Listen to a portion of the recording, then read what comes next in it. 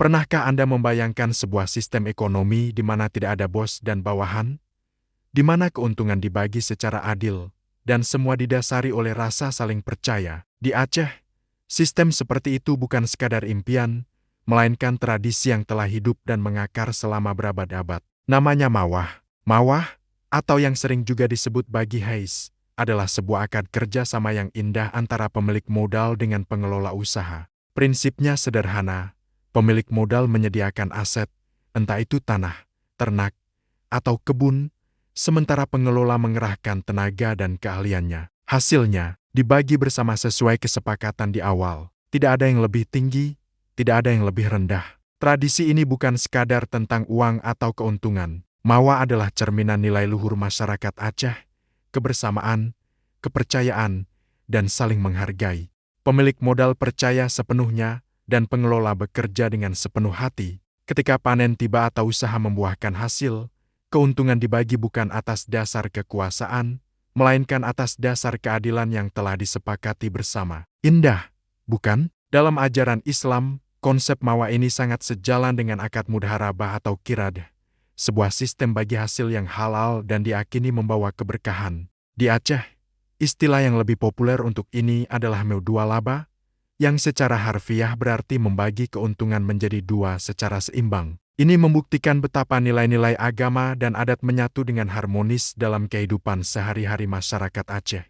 Jejak sejarah Mawah bisa kita telusuri hingga ke masa kejayaan Kesultanan Aceh pada abad ke-16. Saat itu, Mawah menjadi salah satu pilar utama yang menopang perekonomian masyarakat.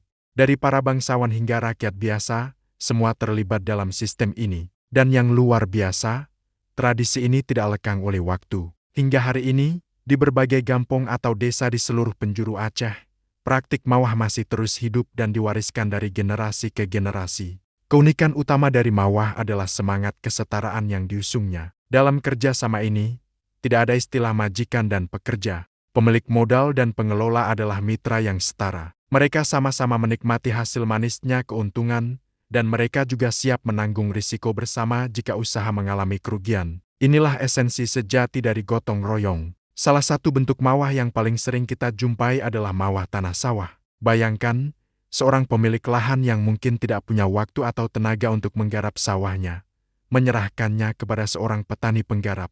Hasil panennya kemudian dibagi berdasarkan sistem yang disebut bulueng. Pembagiannya bisa jadi 3, 4, atau 5 bagian, tergantung kesepakatan yang mempertimbangkan kondisi lahan dan tingkat kesulitan dalam mengelolanya. Sangat adil dan fleksibel. Tidak hanya di sawah, tradisi Mawah juga hidup subur di bidang peternakan. Misalnya, dalam Mawah sapi atau kerbau, pemilik menyerahkan ternaknya kepada seorang penggembala untuk dirawat.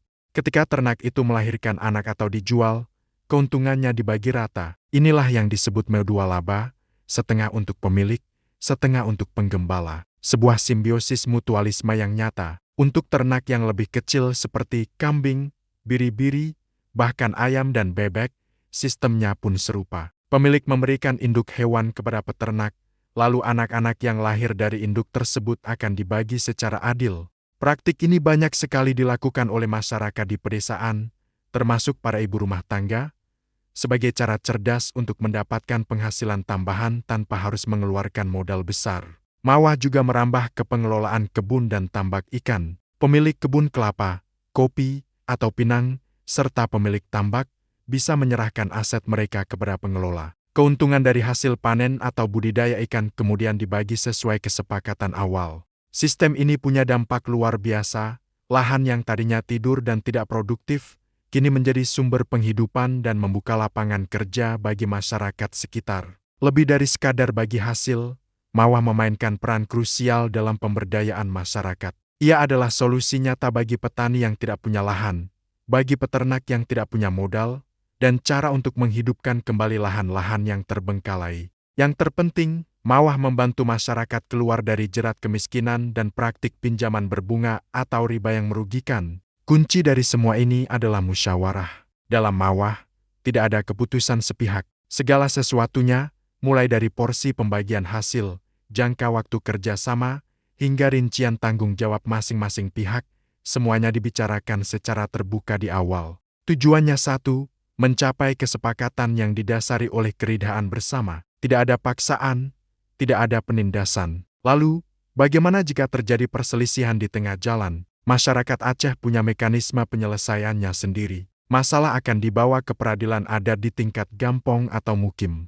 Tokoh-tokoh masyarakat seperti Kocik Kepala Desa, Imam Munasah, dan Tuhapet Dewan Tetua Adat akan bertindak sebagai mediator. Mereka tidak mencari siapa yang salah dan siapa yang benar, melainkan mencari jalan damai untuk mendamaikan kedua belah pihak dengan semangat kekeluargaan. Ada sebuah pepatah adat Aceh yang sangat indah dan relevan dengan semangat ini.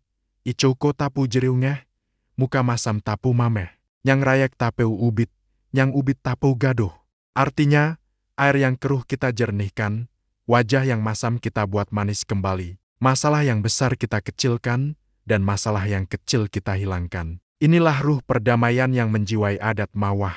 Pada akhirnya, Mawah mengajarkan kita sebuah pelajaran penting tentang pemberdayaan. Pemberdayaan sejati bukanlah sekadar memberi bantuan, tetapi memberi kepercayaan. Melalui Mawah, masyarakat belajar untuk bekerja sama, saling menghormati, dan membangun kekuatan ekonomi secara adil dan berkelanjutan. Mawah adalah bukti nyata bagaimana nilai-nilai luhur adat dan ajaran agama dapat bersatu padu, menciptakan sebuah tatanan masyarakat yang harmonis dan sejahtera. Mawah bukanlah sekadar peninggalan masa lalu yang usang. Ia adalah warisan berharga yang sangat relevan untuk masa depan. Di tengah gempuran sistem ekonomi modern yang seringkali terasa individualistis, nilai gotong royong, keadilan, dan kepercayaan yang terkandung dalam Mawah menjadi sebuah inspirasi. Sebuah model ekonomi berbasis kearifan lokal yang mampu membangun kesejahteraan bersama tanpa harus meninggalkan nilai-nilai kemanusiaan. Terima kasih sudah menyimak kisah tentang Mawah, sebuah permata kearifan dari Tanah Serambi Mekah. Semoga ini bisa menjadi inspirasi bagi kita semua. Jangan lupa untuk like, komen, dan subscribe agar kita bisa terus menggali dan berbagi kekayaan budaya Nusantara. Sampai jumpa di video berikutnya.